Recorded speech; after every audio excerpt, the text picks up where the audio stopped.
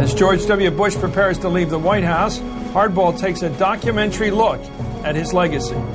I can hear you. The rest of the world hears you. Beginning with 9/11 and now ending with Chapter 11 for many Americans. I, George Walker Bush, do solemnly swear. The Bush presidency was marked by war and crisis. I hear the voices, and I read the front page, and I know the speculation, but I'm the decider, and I decide what is best. And Brownie, you're doing a heck of a job. In the next hour, we'll deconstruct the deciders' decisions and their ongoing consequences. I'm a war president.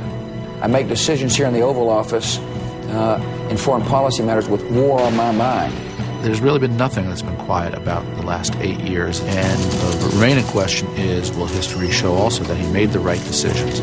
So join us for this special edition as Hardball writes history's first draft on George W. Bush, the decider.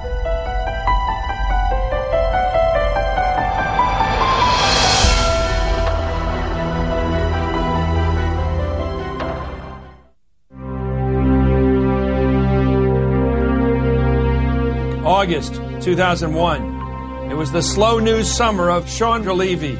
It has been 100 days since she was last seen. And shark attacks. The attacks are just the latest in a series of shark incidents all summer long. George W. Bush spent the month on vacation at his ranch in Crawford. Woo! But dangers were lurking in the shadows. On September 10th, 2001, Hardball was devoted to a topic very much on everyone's mind right now, the economy. Rising unemployment fuels the blame game in Washington. Is the downturn President Bush's fault? Just hours later, we were all asking different questions. We have a breaking news story to tell you about. Apparently, a plane has just crashed into the World Trade Center here in New York City. I think his presidency was in a sense shaped by what happened that day. What word? Smile. On the morning of September 11th, George W. Bush was in a classroom in Sarasota, Florida, reading to school children. Andy Carter walked in and whispered into his ear that, Mr. President, second plane has hit the second tower, America's under attack. And I could see in the president's face as he was just looking there. I'd never seen that look in his face. Like all Americans, he was shocked. And his initial statement suggested the decider was not quite sure of his next move. Ladies and gentlemen, this is a difficult moment for America. I think there was a sense after George W. Bush kind of disappeared in those first frightening hours after the towers were hit and the Pentagon, where he didn't quite know how to orient himself. And that morning, the people he relied on to inform his decisions were scattered. The kind of people who would be advising the president were not there. Secretary of State Colin Powell was in Peru. Secretary of Defense Donald Rumsfeld was at the Pentagon, which had just been hit. National Security Advisor Condoleezza Rice and Vice President Dick Cheney were in the Secure Command Center beneath the White House. Against staff and Secret Service concerns for his safety, the president decided to return to Washington. He gathered his wits and was in a take charge kind of mode and wanted to be back here calling the shots and making decisions. We will make no distinction between the terrorists who committed these acts and those who harbored them. He immediately saw this in a broader context. It was not an isolated attack. Now, that didn't come from his foreign policy advisors. It very much came from the top down. The United States had been attacked and was at war. But who was the enemy? I think we all said we were at war. We differed over perhaps the rest of that sentence as to who we were at war with. It seemed to me pretty obvious we were at war with Al-Qaeda. Before 9/11, confronting Osama bin Laden and his Al-Qaeda terrorist network had not exactly been high on this president's to-do list. When the Bush administration came into office, it wasn't a priority. People knew it was there. The Clinton administration told them it was there as a problem. A month before 9/11, there was this famous top-secret presidential daily briefing that had the headline, Bin Laden determined to strike in U.S. They didn't get energized, and as the president told me, his blood was not boiling about bin Laden and al-Qaeda before 9/11.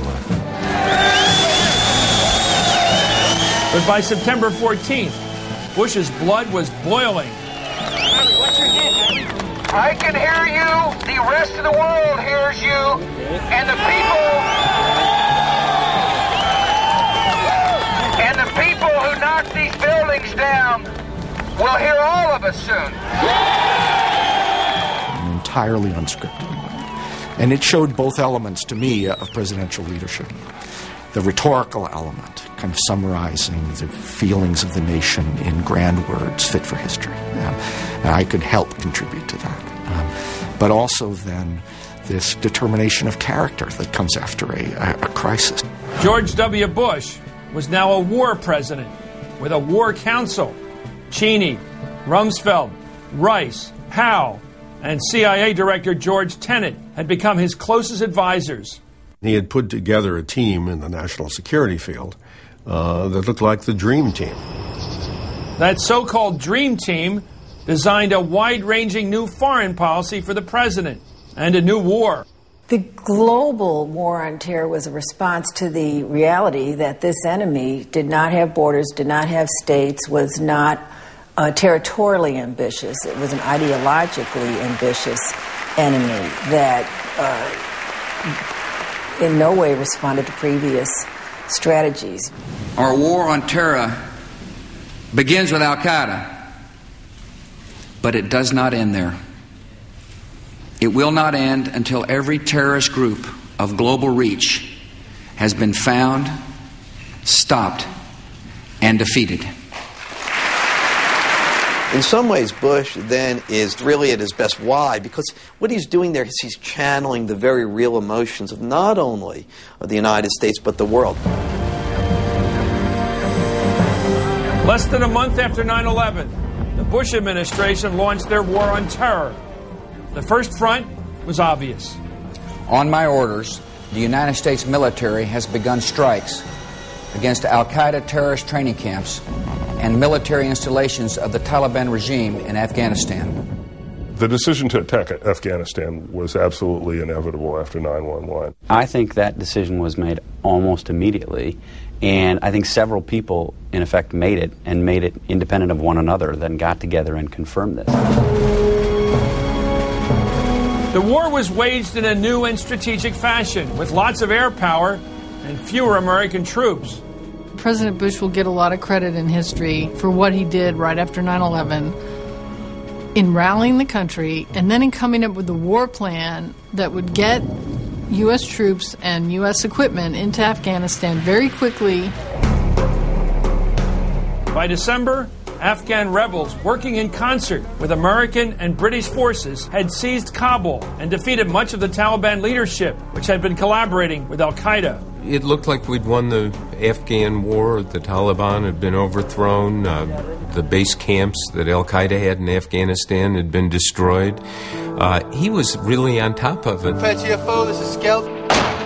But over time, Bush's initial success gave way to a bloody stalemate. There's a big question mark about whether or not, especially staying in Afghanistan, was such a good idea. Nearly 7 years after the U.S. drove the Taliban and al-Qaeda out of Afghanistan, the fight has now turned more deadly than ever. Since 2001, more than 600 U.S. soldiers have been killed in the Afghanistan war, 2,500 wounded, with no end in sight. I think we're somewhat in this never-never land with al-Qaeda and bin Laden now because the energy and the resources were siphoned off for a new front, a new war. Of course, that new war was Iraq, as Bush made the decision that could define his presidency.